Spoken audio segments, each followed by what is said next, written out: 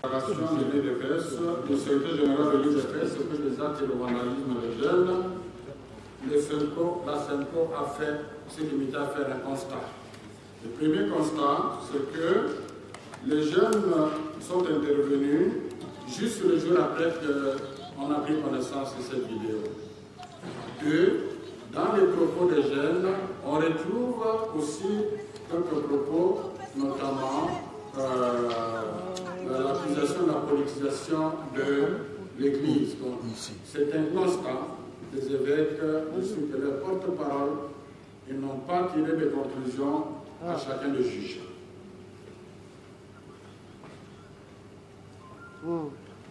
Alors, par rapport au candidat président de la CENI, s'il ne passait pas, on reviendra après.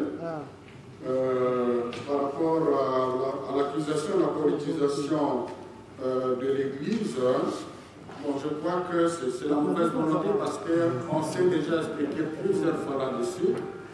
Ce que le cardinal, l'Église fait aujourd'hui, c'est ce qu'elle a toujours fait hier. Ce que le cardinal dénonce aujourd'hui, c'est ce que le cardinal Manon a dénoncé. C'est ce que le cardinal Monsen ou que certains ont diabolisé et puis ils ont canonisé. Donc, c'est la continuité. Et Tchao, la même chose. Donc, vous vous souvenez encore du pasteur de Pafou et Kofo, c'est la mission prophétique. Donc, si vous allez, d'abord, rien d'étonnant, si vous allez dans la Bible, vous verrez que les relations entre les prophètes et les rois sont toujours tendues. Parce que la mission du prophète, c'est de dénoncer même au sommet de la nation des choses qui ne vont pas. Si c'est cela faire la politique, je suis d'accord. Mais je dis, ce n'est pas faire la politique parce que vous ne verrez pas, le secrétaire général demande au cardinal et à moi d'aller s'inscrire dans la liste des partis politiques. L'Église ne nous autorise, vous ne verrez pas un évêque candidat à président de la République, candidat à la députation, candidat au moins en ce qui concerne l'Église catholique. Donc, nous ne faisons pas la politique, mais la politique est un champ d'évangélisation pour l'Église. Donc, retenez ça bien, et c'est pour cela que les évêques ont dit, pour l'amour des Congolais, la SEMCO ne s'éteindra pas, c'est-à-dire le pape Benoît XVI a dit clairement l'Église ne peut pas se taire là où la population souffre. Donc si quelque part la population souffre à cause de la gouvernance, l'Église devra toujours. Donc il n'y a rien de nouveau. L'exemple le plus récent, c'est celui vous avez entendu tous les discours sur le cardinal. Souvenez-vous qu'on le considérait comme le plus grand politicien, alors qu'il n'était que dans sa mission.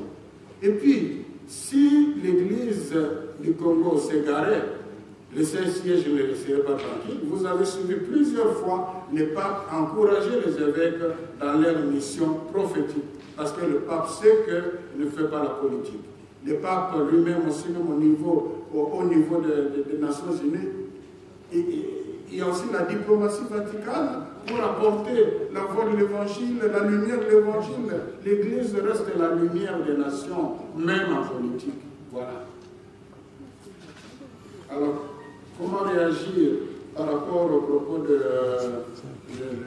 non, c'est juste un regret, parce que les évêques ne vont pas se rabaisser pour aller faire des poursuites autour de telles déclarations. D'ailleurs, la majorité des Congolais aujourd'hui est clairvoyante. Hein, pas que nous savons, nous nous promenons dans les pays. On sait combien les Congolais comptent sur leurs pasteurs pour être leur porte-parole. Donc, ce n'est pas une minorité de gens autour de quelqu'un qui vont nous impressionner.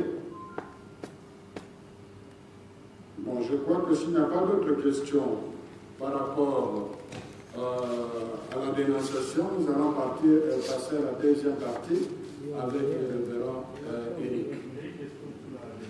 Ouais.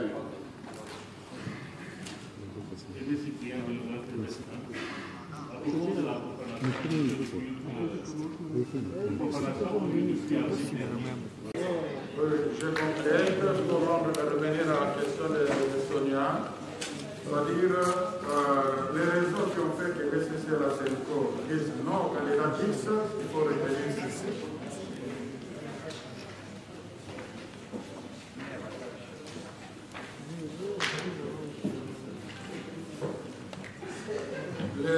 ont fait que les CCLA-CELCO disent non au candidat X, il y a le fait, les témoignages, on ne dit pas des allégations, des témoignages, pas de personnes qui ont entendu quelqu'un dire, mais des personnes concernées elles-mêmes qui ont dit qu'ils subissaient des pressions de certaines autorités, de certaines personnalités, les enjoignant de voter pour les candidats.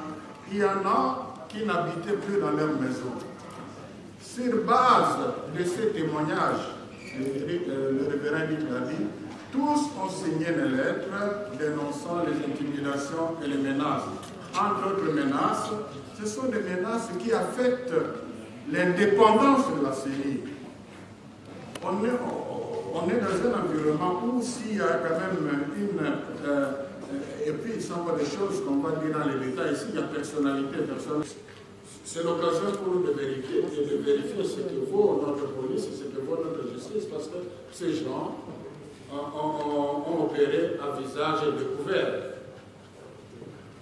Vous ne me direz pas que notre police, dont on saura maintenant si on a quand même une police d'investigation avec des éléments évidents comme ça. On saura maintenant avec la justice, ils doivent être sanctionnés, ce sont des gens facilement repérables. Et là, ce serait un constat malheureux si c'est le contraire qu'on observe. Donc ce n'est pas le moment de juger, c'est le moment d'observer. Voilà. Merci beaucoup. Comme nous l'avions annoncé, comme vous voyez déjà les... Et vous avez suivi que le président a réconvoqué les collègues pour poursuivre les travaux. Je pèse bien les mots. Nous sommes dans une situation de suspension des travaux, pas de suspension de la participation de qui que ce soit. Peu importe les humeurs sur ces entrefaites, ça n'affecte pas la légalité de cette suspension. La preuve, c'est que la suspension a été légale, vient du fait que tout le monde s'est retrouvé le vendredi. Alors, si les gens, les amis sont venus, les chefs et les confessions sont venus, tous ensemble, ça suppose que tout le monde savait que les travaux étaient suspendus et nous avons repris.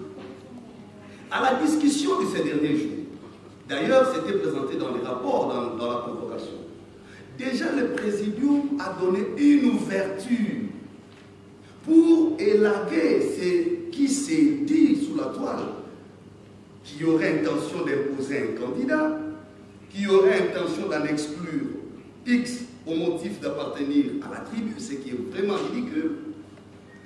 Il y a tout ce qui a été dit.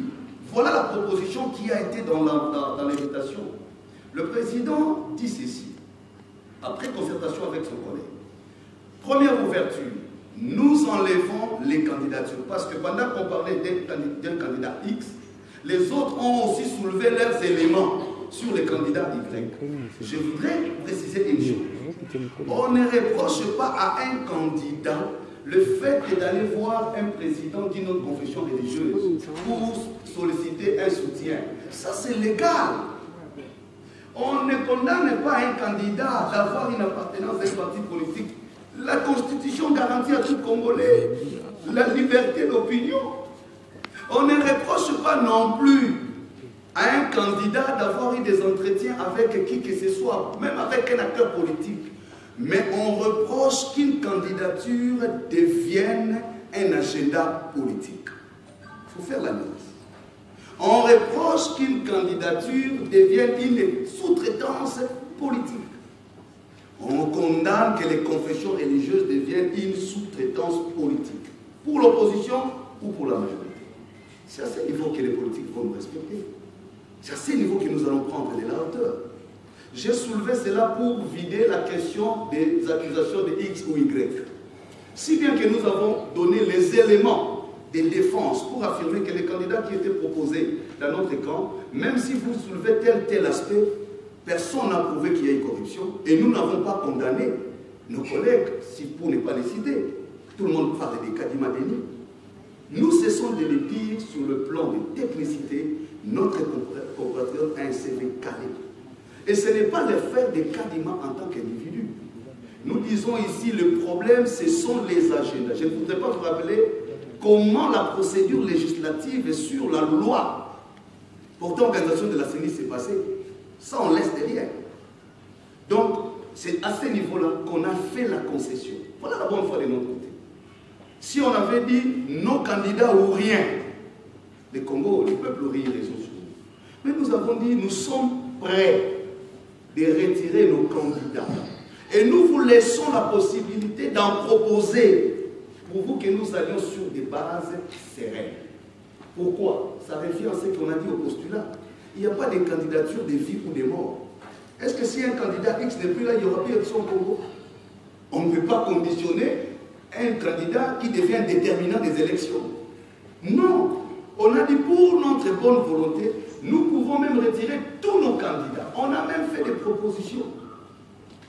Même quand on était encore dans le processus, il y a des noms qu'on proposait. De certains collègues compétents qui étaient avec nous, mais qu'on a vu finalement retirer de la plateforme mystérieusement, mais qui pouvaient jouer des rôles. Bref, c'est là qu'on s'était bloqué. Nous avons dit, voilà notre proposition. Si vous êtes d'accord, proposez un autre mot. On n'a rien à faire avec, aucun problème avec nos frères. D'ailleurs, l'autre qui est devrait être sacrifié pour rien, seulement pour montrer la bonne volonté que nous ne faisons pas de fixation sur les candidats.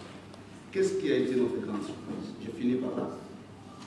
C'est parce qu'on n'a pas accédé à cela.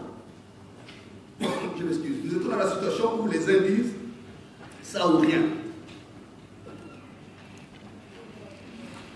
Ça ou rien. Les autres ont dit on ne peut pas aller dans ce sens parce qu'il y a déjà tache d'huile et ça ne peut pas nous faire avancer. Conclusion. La conclusion, et ça doit être clair. La conclusion de ce qu'on a d'abord, on n'a pas élaboré un PV. La plateforme a fait un rapport de constat. Ce n'est pas un PV comme on entend. Les PV, les rapports se concluent sur une note. L'article 17 n'a pas été activé. On n'a pas été en mesure de trouver un consensus. On n'a pas non plus la possibilité d'aller au vote. Ça suppose, les modes de désignation coulés en l'article 17 n'ont pas été actionnés. Nous avons remis à l'institution. Entre les deux camps. Et deuxième question, dans le communiqué d'hier, l'archevêque, l'archidiocèse de Kinshasa a invité les fidèles catholiques à rester vigilants. Rester vigilants est synonyme à appeler les gens à se révolter ou à se rébeller, d'autant plus qu'aujourd'hui, l'abbé Chollet vient de dire qu'il n'invite pas à faire, je vais dire, il n'invite pas les fidèles catholiques à pratiquer la violence. Ma première question, c'est par rapport à M. l'abbé Chollet. En fait, vous êtes accusé, vous, l'Église catholique, de politiser l'Église.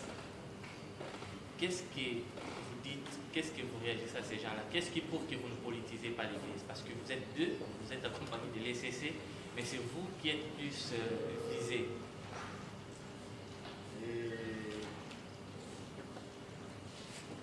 Deuxième question. Que prévoyez-vous faire vis-à-vis des propos de M. Christian Kabouya, par exemple? Parce que vous avez dit face aux gens qui ont vandalisé la résidence de Monseigneur en Congo pour réagir, que vos fidèles ne puissent pas réagir par violence. Mais au niveau du secrétaire général, vous n'avez rien dit. Que prévoyez-vous faire par rapport à ces attaques-là? C'est bon. Vous venez d'éclaircir l'opinion nationale et internationale sur ce qui est en train de gangréner la confession religieuse à travers toutes ces plateformes. Qu'est-ce qu'on peut prendre d'essentiel au cours de votre sortie médiatique de ce lundi? L'essentiel était de fixer l'opinion, comme vous l'avez dit, sur toutes ces interprétations qui vont dans tous les sens. On a tenu à préciser ce qu'a été la procédure interne observée dans la désignation. On a expliqué le point qui n'a pas trouvé consensus. Ça n'a pas été autour d'un individu ou d'un candidat, c'était autour d'un principe. Le principe, c'est rassurer l'indépendance des candidats. Et les griefs qui ont été soulevés sont plutôt de nature à mettre en mal cette indépendance. Voilà pourquoi pour l'ECC La Senco, il était question de considérer ces griefs comme étant susceptible d'empêcher l'indépendance, les autres collègues ont estimé qu'il fallait relativiser. C'est à ce niveau qu'on n'a pas trouvé consensus. Et le deuxième point, c'est que nous avons précisé qu'il n'y a pas de documents officiels, il n'y a qu'un seul document, qui est les rapports qui a constaté le non-consensus. Aucune opinion, majoritaire soit-elle, qui se réalise en dehors du cadre légal pourrait être considérée comme un PV. C'est ça la précision apportée. Donc le Parlement va voir ce qu'il faut faire, mais pour nous, nous restons ouverts à toute autre discussion pour empêcher d'un côté les glissements, de l'autre côté les tensions préélectorales. Nous avons besoin d'un processus apaisé, crédible et transparent.